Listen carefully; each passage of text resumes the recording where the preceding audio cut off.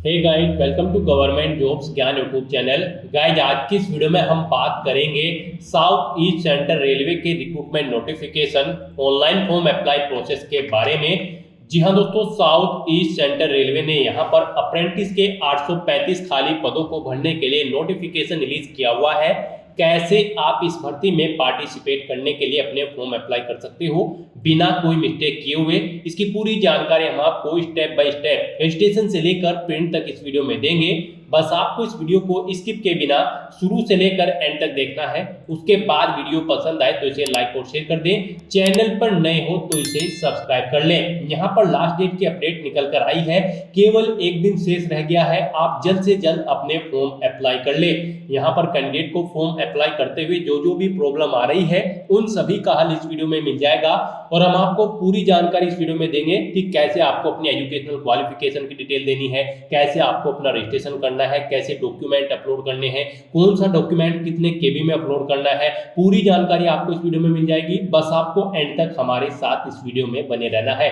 तो बिना कोई वक्त गंवाए चलिए शुरू करते हैं। आपको इस वीडियो के डिस्क्रिप्शन बॉक्स में हमारी वेबसाइट IND-sarkari-naukri.in के इस पेज का लिंक मिल जाएगा। यहाँ पर आपको इस भर्ती के रिगार्डिंग सभी डिटेल्स प्रोवाइड कर दी गई है। साउथ ईस्ट सेंट्रल रेलवे ने अप्रेंटिस के 835 खाली पदों को भरने के लिए नोटिफिकेशन रिलीज किया हुआ है। आप 25 मार्च 2025 तक अपने फॉर्म अप्लाई कर सकते हो। केवल एक दिन शेष रह गया है। आप जल्द से जल्द अपने फॉर्म अप्लाई कर ले। अगर आप यहाँ पर साउथ ईस्ट सेंट्रल रेलवे में अपना करियर बनाना चाहते हो एज ए अप्रेंटिस, यहाँ पर 10वीं पास कैंडिडेट अप्लाई कर सकते हैं जिन्होंने 10वीं क्लास में 50% मार्क्स ऑब्टेन किए हैं, प्लस उनके पास ITI का सर्टिफिकेट भी होना अनिवार्य है। रिलेवेंट ट्रेड के अंतर्गत 15 से 24 साल आपकी आयु सीमा रखी गई है। इस भर्ती में पार्टिसिपेट करने के लिए आपको फीस जमा नहीं करानी है। सीधी भर्ती है। मेरिट के आधार पर आपका सिलेक्शन यहाँ पर होगा। ऑल इंडिया से आप ऑनलाइन अप्लाई कर सकते हो। अप्लाई करने के लिए आपको इस पेज को नीचे स्क्रॉल डाउन करते हुए इंपोर्टेंट लिंक सेक्शन में आना है। इंग्लिश नोटिफिकेशन PDF और हिंदी नोटिफिकेशन PDF लिंक पर क्लिक करके इस भर्ती के नोटिफिकेशन को ओपन कर लेना है हिंदी और इंग्लिश लैंग्वेज में। और आपको जिस लैंग्वेज में सहूलियत लगती हो उसमें आप इस भर्ती का ऑफिशियल नोटिफिकेशन रीड कर ले। पूरी डिटेल यहाँ पर आपको दी गई है, जैसे कि क्या पोस्ट है, कितनी उसके लिए नंबर ऑफ वैकेंसीज है, कैसे आप अप्लाई कर सकते हो, कब से कब तक अप्लाई कर सकते हो, कौन सी कैटेगरी की कितनी वैकेंसी है। पूरी जानकारी आपको इन नोटिफिकेशंस में दी गई है। आप सभी डिटेल्स केयरफुली रीड आउट करें, उसके बाद अपने फॉर्म अप्लाई कर ले।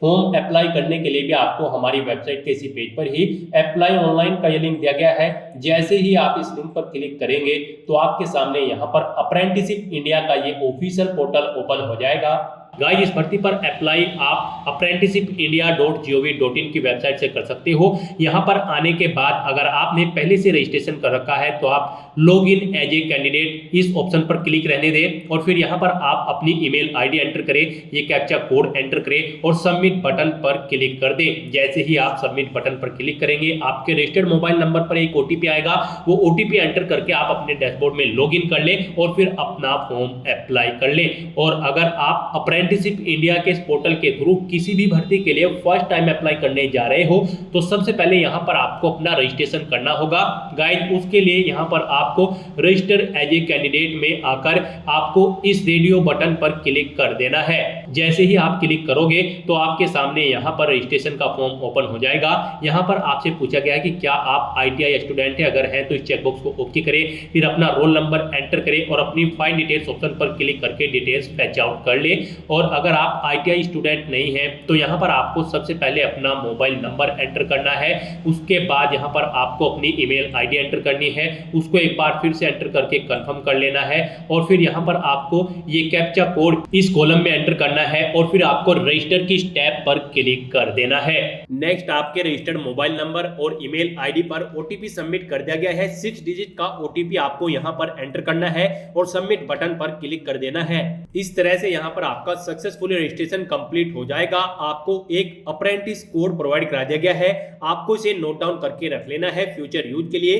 फिर यहाँ पर आपको ओके करना है। फिर आपके सामने यहाँ पर कुछ इस तरह से इंटरफेस खुल जाएगा। अब यहाँ पर आपको लॉगिन एज ए कैंडिडेट इस ऑप्शन को सिलेक्ट करने के बाद यहाँ पर अपनी ईमेल ID एंटर करनी है और सबमिट बटन पर क्लिक कर देना है। गाइज, आपकी रजिस्टर्ड ईमेल ID पर एक मेल आई होगी उसको यहाँ पर आपको आकर एक्टिवेट कर लेना है। एक्टिवेट बटन पर क्लिक करने के बाद तो यहाँ पर अब आपको अपनी ईमेल आईडी एंटर करने के बाद सबमिट बटन पर क्लिक कर देना है। फिर आपके रजिस्टर्ड मोबाइल नंबर और ईमेल आईडी पर एक ओटीपी सबमिट कर दिया जाएगा। वो ओटीपी आपको यहाँ पर एंटर करना है और लॉगिन बटन पर क्लिक करके लॉगिन कर लेना है। नेक्स्ट आपके सामने यहाँ पर आपका अप्रेंटिसशिप इंडिया का ये डैशबोर्ड ओपन हो जाएगा। अब यहाँ पर आपको अपनी ई-केवाईसी कंप्लीट करनी है, फिर आपको अपनी बैंक की डिटेल प्रोवाइड करानी है। उसके बाद आपको अपनी qualification, father name, mother name, category और सिग्नेचर इमेज अपलोड कर देने हैं। तो यहाँ पर आपको 1 बाय 1 करके इन सभी स्टेप्स को कंप्लीट करना है। तो सबसे पहले यहाँ पर आपको ई-केवाईसी, कंप्लीट योर ई-केवाईसी इस बटन पर क्लिक करके अपनी केवाईसी को कंप्लीट कर देना है। यहाँ पर आपको अपना आधार नंबर एंटर करना है, इस चेकबॉक्स को ओके करना है और सेंड ओटीपी बटन पर क्लिक कर देना है। उसके बाद आपके रजिस्टर्ड मोबाइल नंबर पर एक ओटीपी आएगा जिससे आपका आधार अटैच है। वो ओटीपी एंटर करने के बाद आपको अपना आधार वेरीफाई कर लेना है। फिर यहाँ पर आपको अपना डिस्ट्रिक्ट सिलेक्ट कर लेना है। डिस्ट्रिक्ट सिलेक्ट करने के बाद यहाँ पर आपको आपके पेरेंट का नेम आपके आधार के अकॉर्डिंग ऑटोमेटिकली फिर मिल जाएगा। उसके बाद यहाँ पर आपको इस नेम के अकॉर्डिंग अपनी रिलेशनशिप यहाँ पर सिलेक्ट कर लेनी है। ये नेम जो आपके पेरेंट का नेम है ये आपके फादर है, मदर है या फिर वाइफ है या फिर हस्बैंड है, आपको ऑप्शन सिलेक्ट कर लेना है। फिर आपको यहाँ पर गो बटन पर क्लिक करना है। इस तरह से यहाँ पर आपकी ई-केवाईसी सक्सेसफुली कंप्लीट हो जाएगी। आपको ओके करना है। फिर आपको आपके डैशबोर्ड पर रिडायरेक्ट कर दिया जाएगा। उसके बाद यहाँ पर आपको अपनी बैंक डिटेल फिल करनी है। तो बैंक डिटेल के सामने आपको अपडेट बटन पर क्लिक करना है। उसके बाद आपके सामने यहाँ पर कुछ इस तरह से इंटरफेस खुल जाएगा। यहाँ पर आपको अकाउंट होल्डर नेम और allowed for DBT automatically field मिल जाएंगे। उसके बाद यहाँ पर आपको अपना अकाउंट नंबर एंटर करना है।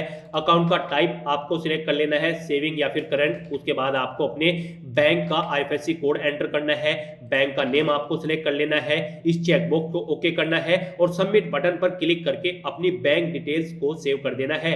इस तरह से आपकी बैंक डिटेल सेव हो जाएगी। आपको बैक बटन पर क्लिक करना है। फिर आपको आपके डैशबोर्ड पर रिडायरेक्ट कर दिया जाएगा। अब यहाँ पर आपको अपनी क्वालिफिकेशन की डिटेल फिल करनी है। आपको क्वालिफिकेशन के सामने अपडेट बटन पर क्लिक करना है। इस तरह से यहाँ पर आपकी एजुकेशनल क्वालिफिकेशन का सेक्शन ओपन हो जाएगा।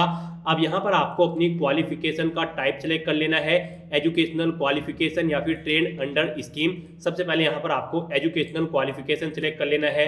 फिर आपको अपनी क्वालिफिकेशन यहाँ पर सिलेक्ट कर लेनी है, अपनी हायर क्वालिफिकेशन जो भी आपने कर रखी है, ग्रेजुएट, पोस्ट ग्रेजुएट। उसके बाद यहाँ पर आपको अपनी कैटेगरी सिलेक्ट कर लेनी है, यानी कि सेक्टर सिलेक्ट कर लेना है अपनी क्वालिफिकेशन का। आपने B pharma, BHMS, BEd, LLB या जो भी कर रखा है आप अपनी चॉइस के अकॉर्डिंग यहाँ से ऑप्शन सिलेक्ट कर सकते हैं। फिर यहाँ पर आपको अपनी क्वालिफिकेशन का स्पेशलाइजेशन एंटर कर देना है। उसके बाद यहाँ पर आपको स्कूल या फिर कॉलेज का नाम एंटर करना है। फिर यहाँ पर आपने कितने मार्क्स ऑब्टेन किए हैं आपको वो एंटर करने हैं। फिर आपको बताना है कि टोटल मार्क्स कितने थे जिसमें से आपने ये मार्क्स ऑब्टेन किए हैं। उसके बाद यहाँ पर आपको अपनी परसेंटेज एंटर कर देनी है। फिर यहाँ पर आपको अपनी क्वालिफिकेशन, अगर आप ग्रेजुएशन की डिटेल फिल कर रहे हो तो कब से आपने ग्रेजुएशन स्टार्ट की थी वो डेट आपको इस कैलेंडर में से सिलेक्ट कर लेनी है। कब आपकी ग्रेजुएशन कंप्लीट हुई है वो डेट आपको इस सेकंड कैलेंडर में से सिलेक्ट कर लेनी है। उसके बाद यहाँ पर आपको अपनी क्वालिफिकेशन का डॉक्यूमेंट, अपनी ग्रेजुएशन, पोस्ट ग्रेजुएशन, जिस भी क्वालिफिकेशन को आप यहाँ पर एंटर कर रहे हो उसका डॉक्यूमेंट आपको अपलोड कर देना है। आपको चूज फाइल बटन पर क्लिक करना है, फाइल को सिलेक्ट कर लेना है और उसे यहाँ पर अपलोड कर देना है। यहाँ पर आपका ये डॉक्यूमेंट जेपीजी या फिर जेपीईजी या फिर पीएनजी या फिर पीडीएफ फॉर्मेट में होना चाहिए और 4 MB ओनली यहाँ पर अलाउड है आपकी इस डॉक्यूमेंट के लिए। तो यहाँ पर अपनी क्वालिफिकेशन की ये डिटेल फिल करने के बाद अब आपको अपडेट बटन पर क्लिक करना है।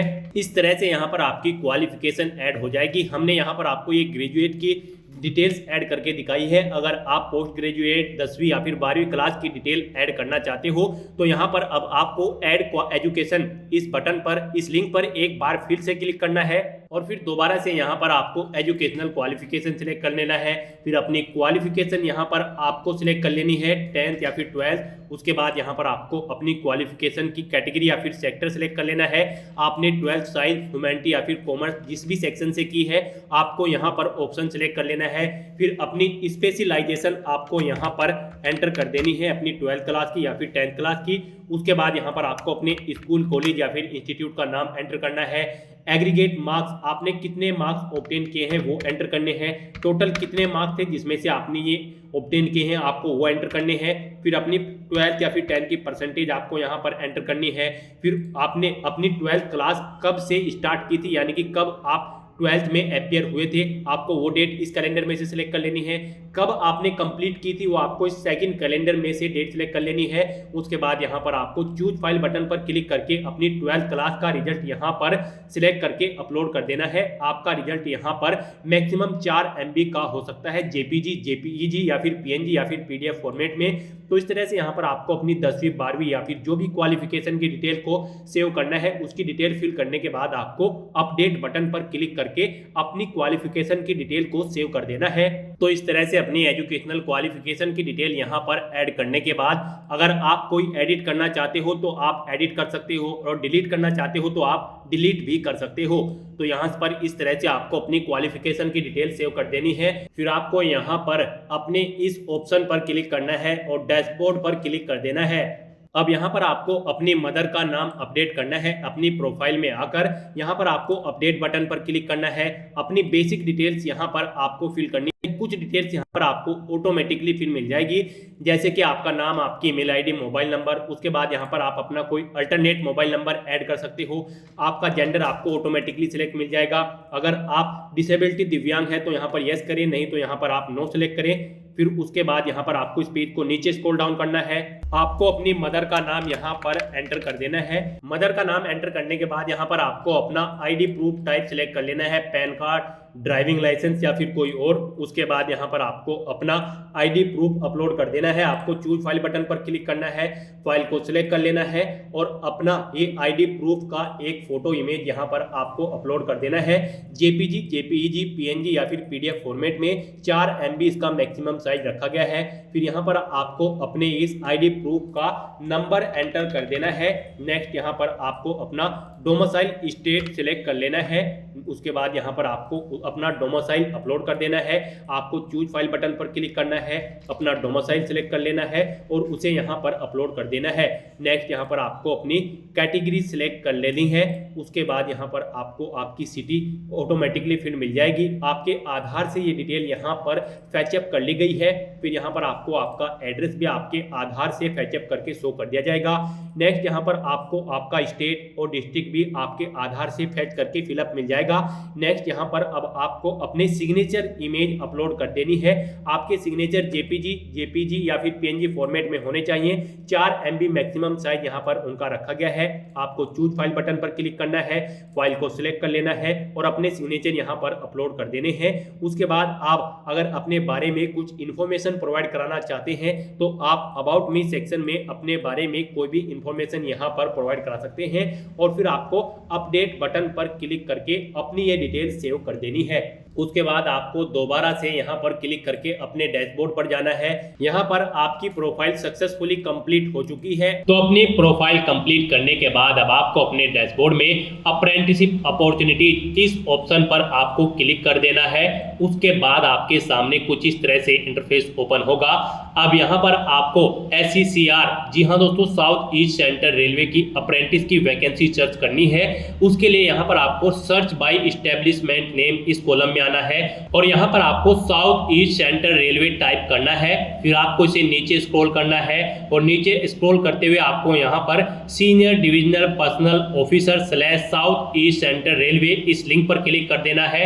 उसके बाद यहाँ पर आपके सामने रेलवे की ये वैकेंसी, जी हाँ दोस्तों, SCCR की इस वैकेंसी की पूरी लिस्ट शो हो जाएगी। यहाँ पर आपके सामने ट्रेड वाइज वैकेंसी शो होगी। यहाँ पर आप चेकआउट कर सकते हो। यहाँ पर जो ट्रेड वाइज वैकेंसी दी गई है, जैसे कि कारपेंटर की पोस्ट के लिए 38 वैकेंसी है और ड्राफ्टमैन के लिए यहाँ पर 11 वैकेंसी है, कोपा के लिए 100 वैकेंसी है, फिटर के लिए 208 वैकेंसी है। तो यहाँ पर अप्रेंटिसशिप इंडिया के इस पोर्टल पर आपको ट्रेड वाइज वैकेंसी शो कर दी गई है। यहाँ पर आप जिस ट्रेड की वैकेंसी के बारे में जानकारी लेना चाहते हैं तो आप व्यू बटन पर क्लिक करें, उसकी पूरी जानकारी यहाँ पर आपको शो कर दी जाएगी। आप पूरी डिटेल यहाँ से चेकआउट करें और यहीं पर ये आपको guide apply for this opportunity का ऑप्शन दिया गया है। आप इस पर क्लिक करके इस ट्रेड के लिए, जिस भी ट्रेड के लिए आप अप्लाई करना चाहते हैं, अप्लाई कर सकते हैं। और गाइस यहाँ पर भी जहां पर आपको सभी ट्रेड शो हो रही है, जैसे कि प्लम्बर, पेंटर, फिटर, यहाँ पर भी आपको अप्लाई का बटन दिया गया है। तो यहाँ पर आप जिस ट्रेड के लिए अप्लाई करना चाहते हैं उसके सामने अप्लाई के बटन पर क्लिक करें, लोकेशन सेलेक्ट करें, ओके करें और उसके बाद आप यहाँ पर अप्लाई कर दोगे। जिस ट्रेड के लिए आप अप्लाई करना चाहते हो आपके सामने यहाँ पर ऑलरेडी अप्लाइड बटन शो हो जाएगा, अप्लाई का बटन, यानी कि आप इस ट्रेड के लिए अप्लाई कर सकते हो। यहाँ पर आप मल्टीपल ट्रेड के लिए अप्लाई कर सकते हैं अपनी चॉइस के अकॉर्डिंग। अब यहाँ पर आपको अपने डैशबोर्ड में जाना है। यहाँ पर अपने डैशबोर्ड में आकर आपको एप्लीकेशन के इस लिंक पर क्लिक करना है। यहाँ पर आपको शो कर दिया जाएगा आपने जिस जिस पोस्ट के लिए अप्लाई कर रखा है या फिर ट्रेड के लिए, जैसे कि फिटर के लिए आपने अप्लाई किया है तो इसके सामने आप व्यू के इस बटन पर क्लिक करें। यहाँ पर आपको दिखा दिया जाएगा आपने 28 फरवरी जब भी आपने अप्लाई किया होगा आपको वो डेट प्रोवाइड करा दी जाएगी। इस डेट को आपने इस ट्रेड के लिए, पोस्ट के लिए अप्लाई कर लिया है, यहाँ से आप चेकआउट कर सकते हो। तो दोस्तों ऐसे आप south east central railway 835 apprentice के खाली पदों के लिए अपने फॉर्म अप्लाई कर सकते हो बिना कोई मिस्टेक किए हुए। आज की इस वीडियो में बस इतना ही। आई होप ये वीडियो आपको पसंद आई होगी। अगर पसंद आई हो तो इसे लाइक और शेयर करें। चैनल पर नए हो तो इसे सब्सक्राइब कर लें। Thanks for watching.